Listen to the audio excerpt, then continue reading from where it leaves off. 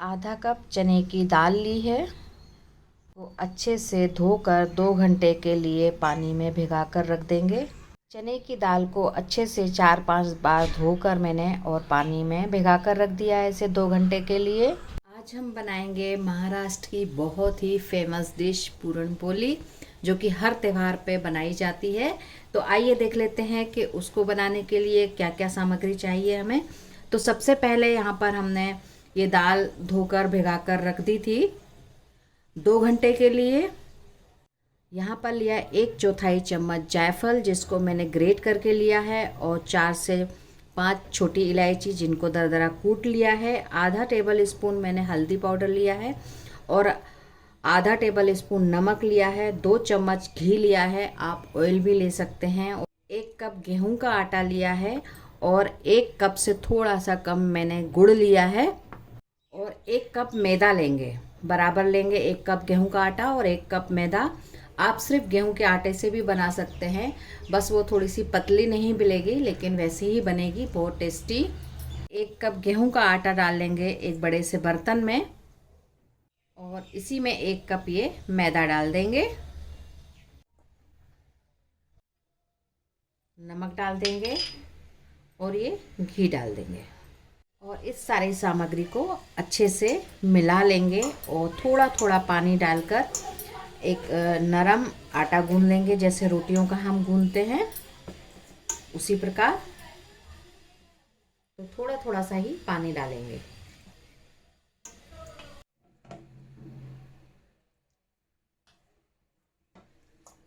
और अच्छे से आटा गूंद लेंगे हम।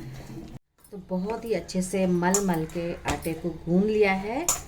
अब इस पर तेल लगाकर और इसको आधे घंटे के लिए हम रेस्ट करने के लिए रख देंगे। सॉरी, घी लगाकर, तेल भी लगा सकते हैं, मैं घी लगा रही हूँ।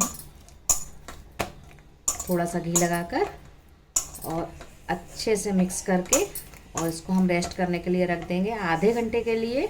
उसके बाद बनाएंगे हम पूरन पोली, जो कि बहुत बहुत स्वादिष्ट बनती है। इसको रेस्ट करने के लिए रख देंगे। 1 कप पानी लिया था, थोड़ा सा बच गया है, 2 से 3 टेबल स्पून। दाल में से पानी निकाल दिया है। दाल को कुकर में डाल देंगे और आधा कप पानी डालेंगे, ज़्यादा नहीं डालेंगे, आधा या पौना कप ही पानी डालेंगे। और ये हल्दी पाउडर डाल देंगे इसमें। गैस ऑन करके कुकर रख दिया है, 1 सीटी फुल गैस पर, और 4 मिनट तक हम इसको स्लो गैस पर दाल को पकाएंगे। उसके बाद गैस बंद कर देंगे और कुकर का प्रेशर रिलीज होने देंगे। कुकर में 1 सीटी लग गई है और 4 मिनट गैस से किया था मैंने। अब इसको प्रेशर रिलीज होने तक, ठंडा होने तक छोड़ देंगे कुकर को। आटा भी बहुत अच्छे से सेट हो गया है। अब हम इस आटे की छोटी छोटी लोइयां तोड़ लेंगे। इस तरह आटे की गोल गोल लोइयां तोड़ के रख लेंगे हम। कुकर बिल्कुल ठंडा हो गया है, खोल लेते हैं। दाल बहुत ही अच्छे से बन गई है और अगर दाल में थोड़ा सा भी पानी है, दिख रहा है अगर, तो उसको छान कर निकाल दें। हमें दाल बिल्कुल सूखी चाहिए। दाल बहुत ही अच्छे से गल गई है। थोड़ा सा पानी दाल में मुझे दिख रहा था, तो मैंने ये निकाल दिया दाल का पानी बिल्कुल। और अभी दाल बिल्कुल सूखी हुई है। इसको मैश करना है अभी हमको, तो मैशर से मैश कर लेते हैं। दाल को मैशर से अच्छे से मैश कर लेंगे बिल्कुल बढ़िया तरीके से, क्योंकि दाल बहुत ही अच्छे से गली हुई है, तो बहुत आराम से मैश हो गई। और दाल को हम भिगा के रखते हैं ना, तो बनने में भी ज़्यादा टाइम नहीं लगता है और ना ही ज़्यादा इसमें पानी डालने की ज़रूरत होती है। गैस ऑन कर देंगे और इसमें ये गुड़ डाल देंगे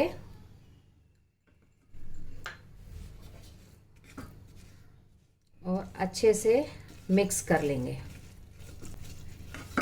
और जैसे जैसे गुड़ मेल्ट होता जाएगा तो ये थोड़ा सा पतला हो जाएगा, तो हमें सूखने तक गैस पे इसको चलाते हुए सुखा लेना है।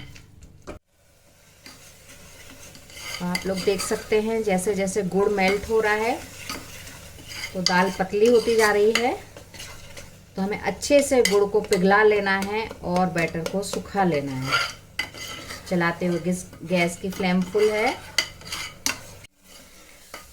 आप देख सकते हैं दाल अच्छे से सूख रही है। ये ग्रेट किया हुआ जायफल डाल देंगे, ये इलायची पाउडर डाल देंगे और अच्छे से मिक्स करेंगे। अब 1 चम्मच घी डाल देंगे, बहुत ही बढ़िया खुशबू भी आएगी और स्वाद भी बढ़ जाएगा। और मिक्स कर देंगे। अब बैटर बिल्कुल सूख गया है तो गैस की फ्लेम बंद कर देंगे। अब बैटर को एक प्लेट में निकाल लेंगे।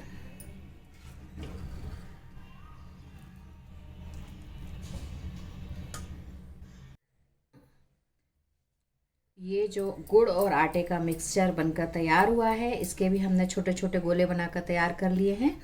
इसको पूरन बोलते हैं। और जो आटे की लोई है उसमें हम आलू का पराठा जैसे भर के बनाते हैं, आलू वैसे ही भरकर बनाएंगे, जो कि खाने में बहुत ही टेस्टी लगती है और इसको पूरन पोली बोलते हैं। अब एक आटे की लोई ले लेंगे और ये मैदा है, इसमें हम लपेट लेंगे और थोड़ा सा बेल लेंगे।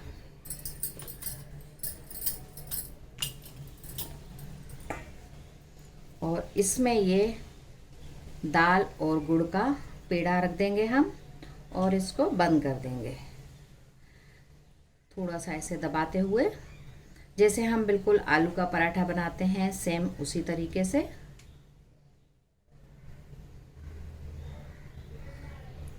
अब फिर से मैदे में लपेट लेंगे और थोड़ा सा हाथों की सहायता से दबाते हुए लोई को बड़ा कर लेंगे और फिर से थोड़ा सा आटा लगा के और हल्के हाथों से बेल लेंगे। बहुत ही आसानी से बिल जाता है और थोड़ा सा पतला बेलेंगे। तो इस तरह से बिल के तैयार है। इतना मोटा ही रखना है हमें। गैस ऑन करके तवा रख दिया है, तवा गरम हो गया है। अब इस पे हम पूरन पोली को बनने के लिए रख देंगे। गैस की फ्लेम लो टू मीडियम है। अब एक तरफ से थोड़ी सिक गई है, पलट देंगे। आप देख सकते हैं कि किस तरह से सिक गई है ये। अब दूसरी तरफ से भी सेक लेंगे, पलट लेते हैं। इस तरफ से भी सिक गई है। अब इस पर हम घी लगा लेंगे, जो कि बहुत ही स्वादिष्ट लगेगी खाने में। और आप बिना घी के भी बनाकर रख सकते हैं और जब खाना हो तब थोड़ा सा गरम करके और घी लगा लेंगे, तब भी बहुत अच्छी लगती है।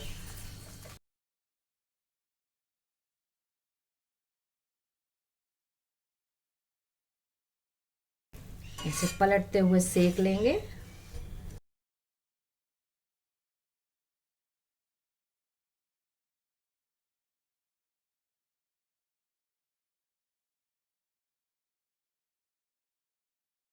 बस इस तरह से थोड़ा थोड़ा ब्राउन हो जाए, चकते आ जाए इसमें, इतना ही हमें सेकना है दोनों तरफ से। इस तरफ से अभी थोड़ा सा और सेकना है। दोनों तरफ से पूरन पोली बहुत ही बढ़िया तरीके से सिक गई है। तो अब चाहे हम इसको फोल्ड करके रखें चाहे सीधा रखें, इस तरह से निकाल लेंगे तवे पे से। दूसरी पूरन पोली रख देंगे सिकने के लिए। दूसरी पूरन पोली भी बहुत ही बढ़िया तरीके से सिक गई है। बिल्कुल सेम हमें आलू के पराठे हम जैसे बनाते हैं उसी तरीके से घी लगाते हुए हमें सेक लेना है।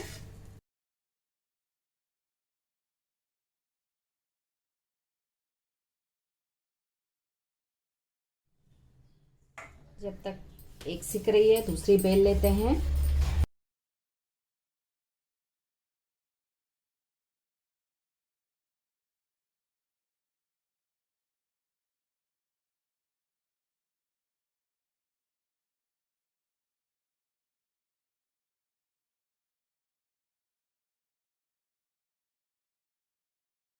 बहुत ही बढ़िया तरीके से ये वाली भी मिल गई है। अब अब सेक लेते हैं और बाकी के भी इसी तरीके से बेलकर हम सेक लेंगे। पूरन पोली सारी तैयार कर लेंगे। बहुत अच्छे से बिल रही हैं, बिल्कुल आसानी से, बहुत ही बढ़िया बन रही हैं, फूली फूली।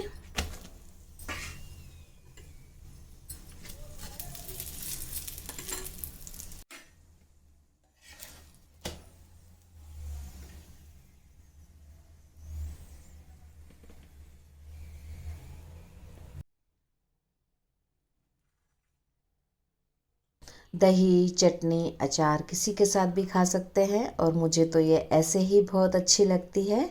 और बनाते समय आप इसको ऐसे ही बनाकर और स्टोर करके रख सकते हैं। बाहर इसको आप 3 दिन तक रख कर खा सकते हैं और फ्रिज में आप इसको 10 दिन तक रख कर आराम से खा सकते हैं।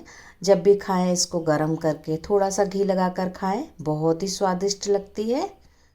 आप लोग देख सकते हैं बहुत ही आसानी से महाराष्ट्रियन ट्रेडिशनल डिश बनकर तैयार है, पूरन पोली, जो कि हर त्यौहार पे बनाते हैं। और जैसे बच्चे पिकनिक पे जाते हैं तब भी बना कर देते हैं, या यात्रा पर जाते हैं तब भी बनाते हैं। मतलब मोस्टली बहुत ही इम्पोर्टेंट डिश है महाराष्ट्रियन ये। तो आज मैं आप सभी के लिए ये डिश लेकर आई हूँ। तो बनाइए, खाइए और खिलाइए, अपने अनुभव सखी के साथ बांटिए। तो देख लेते हैं कि इसको तोड़ के किस तरीके से बनी है। ये देख सकते हैं आप, बहुत ही बढ़िया खुशबू आ रही है इसमें इलायची की और जायफल की, और घी डाला है हमने, तो बहुत बहुत ही बढ़िया बनी है। तो बहुत जल्द मिलते हैं एक नई रेसिपी के साथ। अपना बहुत सारा ख्याल रखिएगा। राधे राधे।